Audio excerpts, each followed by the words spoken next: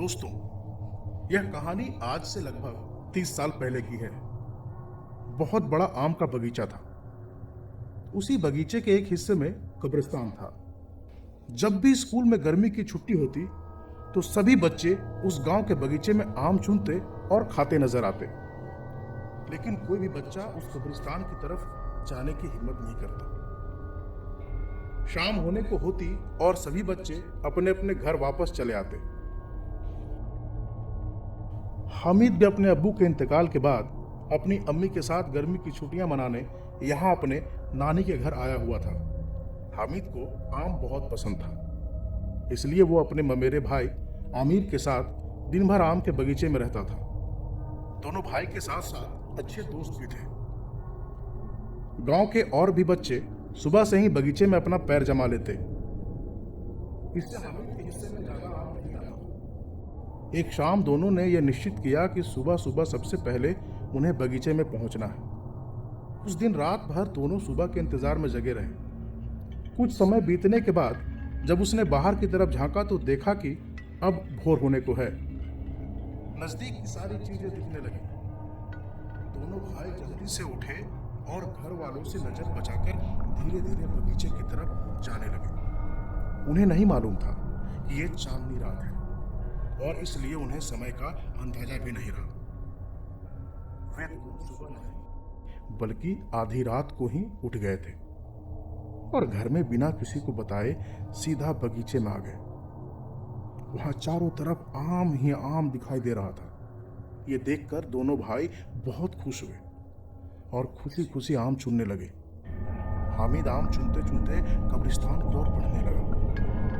उसे तो चारों तरफ सिर्फ आम ही नजर आ रहा था और जब वो कब्रिस्तान के नजदीक पहुंचा तो देखा एक गड्ढे में गिरा पड़ा है। ये देखकर हामिद काफी खुश हुआ और आम चुनने के लिए उस गड्ढे में कूद गया। आमिर ने देखते ही उसे टूका और दौड़ते हुए हामिद के पास गया और बोला, हामिद जल्दी से बाहर आओ, इसमें मरे हुए लोग रहते हैं। हामिद ये सुनकर डर गया और आमिर की मदद से वो उस गड्ढे से बाहर निकल आया।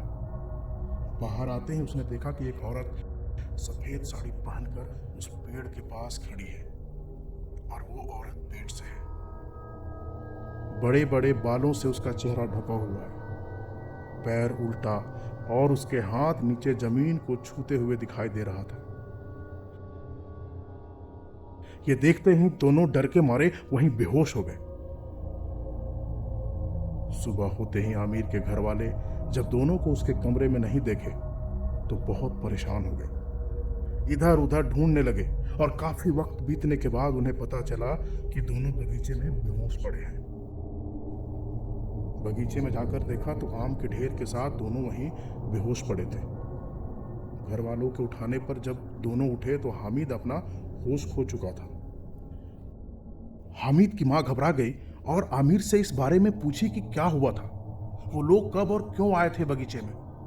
फिर आमिर ने सारी घटना को सिलसिलेवार तरीके से बताया। अब उसकी मां को यह समझ आ गया था कि वो कोई और नहीं बल्कि अकाल मृत्यु से मरी उसकी बड़ी भाभी है, जिसका इंतकाल उसके गर्भ पीड़ा से हो गया था। काफी झाड़ फूक के बाद हामिद ठीक हुआ। उसकी अम्मी उसके घर वाले अब राहत की सांस ले पाए थे। अब सारे लोग पहले की तरह खुश नजर आने लगे थे, पर उन्हें यह नहीं मालूम था कि हामिद सबके सोने के बाद रोज रात उठकर बगीचे में चला जाता है और सुबह होने से पहले ही वो घर लौट आता है। ये सिलसिला लगातार चलता रहा। एक रात जब अचानक उसकी मां उठी तो देखी कि उसका बेटा आमिर के साथ नहीं है। आमिर अकेला सोया हुआ है। हामिद की मां परेशान हो जाती है और हामिद को खोजने लग जाती है। घर में चारों तरफ खोजने के बाद भी जब हामिद नहीं मिलता है तो चिल्ला चिल्लाकर हामिद को आवाज देती है। रात में अचानक चिल्लाने की आवाज सुनकर उसके घर वालों के साथ पड़ोस में रह रहे मौलवी भी आते हैं। आमिर से इस बारे में पूछने के बाद यह पता चलता है कि आमिर को पहले से ही सब कुछ मालूम है, लेकिन वो किसी से कुछ नहीं बोल पाता। आज डर के मारे आमिर सारी कहानी घर वालों को सुनाता है। वो कहता है, रोज रात खिड़की से हामिद को बुलाने की आवाज आती है और वो उसके साथ चला जाता है। लेकिन आमिर चाहकर भी कभी अपनी आंख नहीं खोल पाता कि वो उस खिड़की की तरफ देख सके। यह सुनकर मौलवी सारा मामला समझ जाता है और घर वालों के साथ मौलवी भी हामिद को ढूंढने लग जाता है। ढूंढते ढूंढते सारे लोग उसी बगीचे की तरफ आते हैं जहां हामिद आम चुनने के लिए आता था। उसकी माँ सबसे पहले उस बगीचे में पहुंची तो वहीं उस औरत को झूला झूलते हुए देखती है जिसे हामिद और आमिर ने उस रोज देखा था।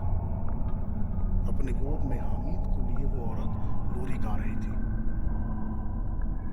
हामिद की माँ उसे देखते ही समझ जाती है कि ये कोई और नहीं उसकी भाभी ही है। सारे लोग ये देखकर हैरान हो जाते हैं और अंदर ही अंदर बहुत डर जाते हैं। ये देखकर हामिद की माँ उस चुड़ैल से विनती करने लग जाती है, मेरे बेटे को छोड़ दो। चुड़ैल हामिद को छोड़ने से मना करती है, बोलती है कि मैं इसे नहीं छोड़ सकती, अब ये मेरे साथ ही रहेगा। माँ के लाख पुकार के बाद भी उसे नहीं छोड़ रही थी। फिर साथ में आए मौलवी ने अपने तालीम का सहारा लिया और अंततः उस चुड़ैल को भागना पड़ा। सारे लोग हामिद को लेकर जल्दी से घर आ जाते हैं।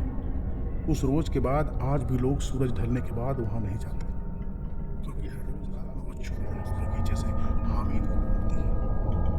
हामिद हामिद की आवाजें रात भर पूरे बगीचे में गूंजती रहती है। आज 30 साल के बाद भी जब हामिद इस घटना को याद करता है तो उसकी रूह कांप जाती है। तो दोस्तों, यह थी सच्ची घटना पर आधारित हमारी कहानी कब्र और आम। तो दोस्तों, कैसी लगी हमारी कहानी और इस कहानी में सबसे डरावना पार्ट कौन सा था, आप हमें कमेंट बॉक्स पर ज़रूर बताएं। साथ ही अपने दोस्तों के साथ शेयर भी ज़रूर करें। आगे भी ऐसी डरावनी और अनोखी कहानियों को सुनने के लिए हमारे चैनल स्टोरी टीवी को ज़रूर सब्सक्राइब करें। मिलते हैं अगली बार ऐसी डरावनी कहानी के साथ।